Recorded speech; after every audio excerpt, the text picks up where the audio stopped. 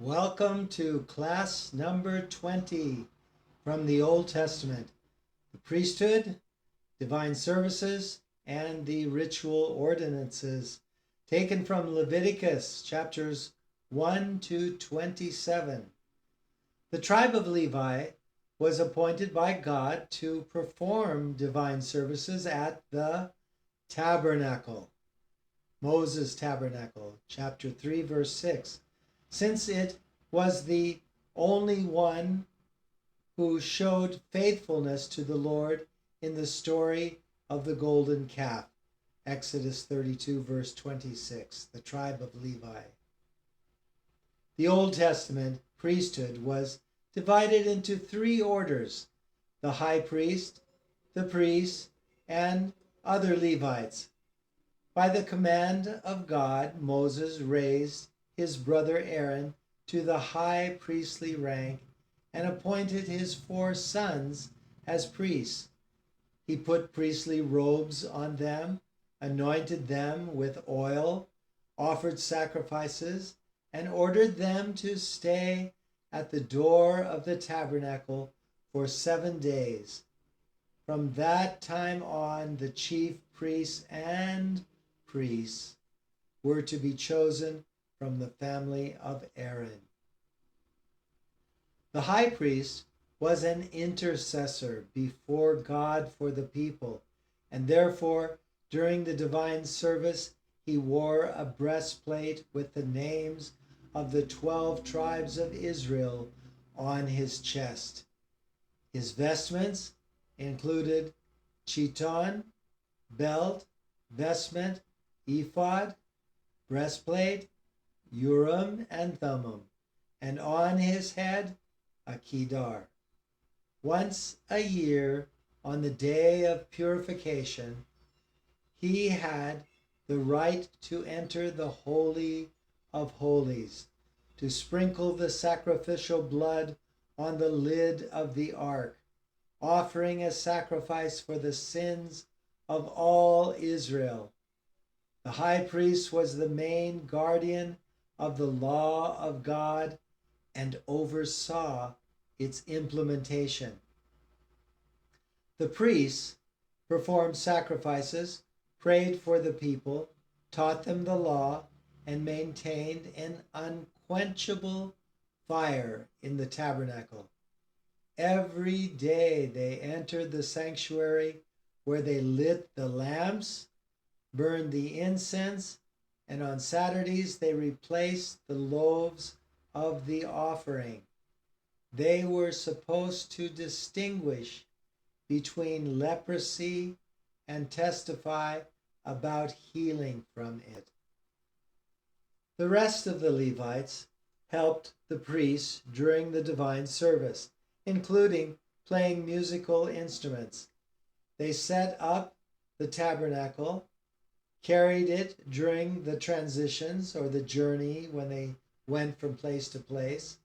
They guarded it, but they were forbidden to touch the altar and the consecrated objects.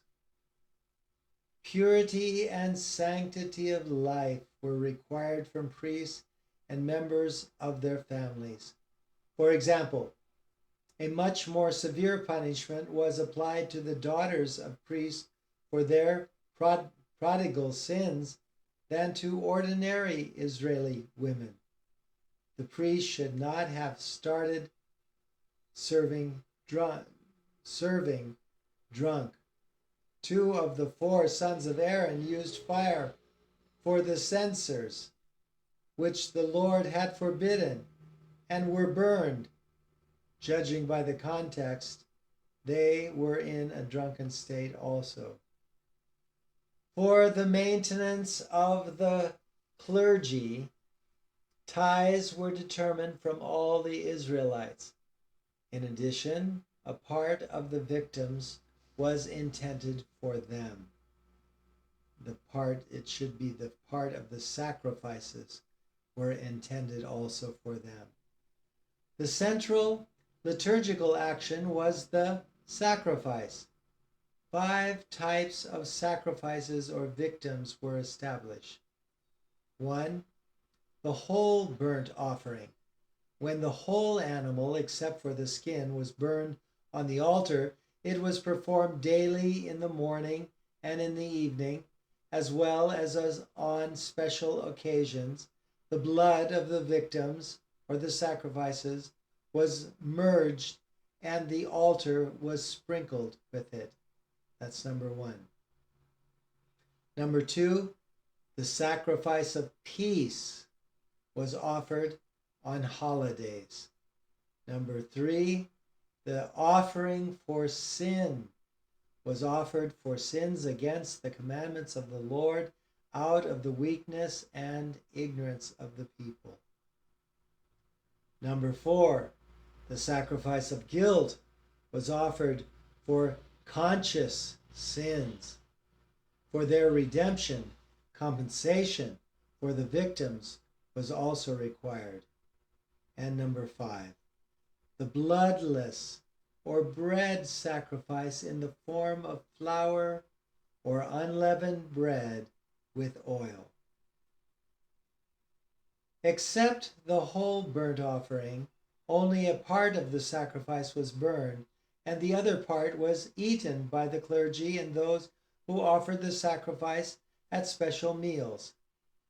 Depending on the position of the person, 5 kinds of animals could be offered: calves, sheep, goats, pigeons, and turtle doves. The animal had to be male and without blemish. The priest placed the person's hands on the head of the victim or the sacrifice, and he confessed his sins. After this, the person himself was to sacrifice his animal. This had an educational significance. The sacrifice showed that the fruit of sin is death. It also showed God's love for the sinner and hatred for sin. The sinner remained alive, but the victim or the sacrifice died because of sins. The full revelation of this love was the sacrifice of Christ. The ritual laws also included circumcision, the dedication of the firstborn to God, the prohibition to touch unclean things, the division of animals into clean and unclean, and the latter could not be eaten or sacrificed. The book of Leviticus establishes holidays. Number 1, Easter or Passover, and the 7 days of unleavened bread, commemorating the salvation of the Jewish firstborn in Egypt and the Jews' escape from slavery. Number 2, the Feast of Sheaves, the beginning of the harvest and the dedication to God of the first fruits of the harvest. Number 3, the Feast of Weeks, the Feast of 7 weeks. On the 50th day after the Feast of Sheaves, the end of the harvest, this one was made. Number 4, the Feast of Trumpets on the first day of the 7th month was in remembrance of the trumpets that called the Jews to meetings, to holidays, campaigns, and wars. Number 5, the Day of Purification or Atonement on the 10th day of the 7th month, when a sacrifice was offered for all the peoples, and the priest sprinkled the lid of the ark with the blood of this sacrifice in the Holy of Holies. On this day, 2 more goats were sacrificed, one of which was slaughtered, and the other, after symbolically laying the sins of the whole people on him, was let go, released, was driven out into the desert, the scapegoat. It is a prototype of Christ.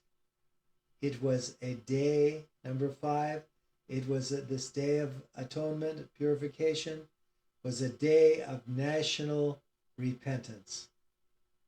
Number 6, the Feast of Tabernacles itself began on the 15th day of the 7th month.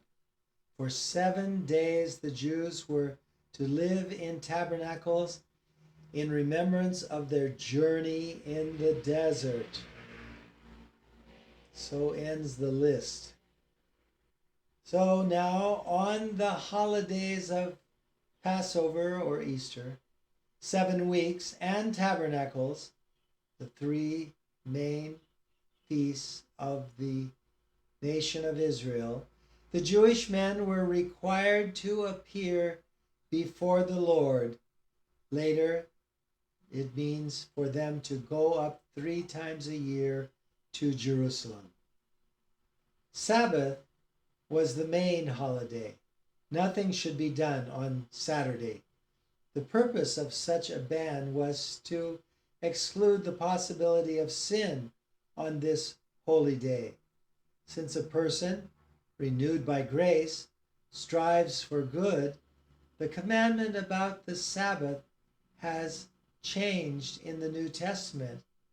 Good deeds must be done on any day, every day. So now the Sabbath year, every 7th year, it was supposed to give rest to the earth. And God promised that the 6th year would bring a harvest for 3 years. And Jewish slaves were supposed to be released during this year. And in the Jubilee year, the last one here, and in the Jubilee year, every 50th year, the return of all previously purchased lands was to be made. So ends our class number 20, the priesthood, the divine services, and the ritual ordinances.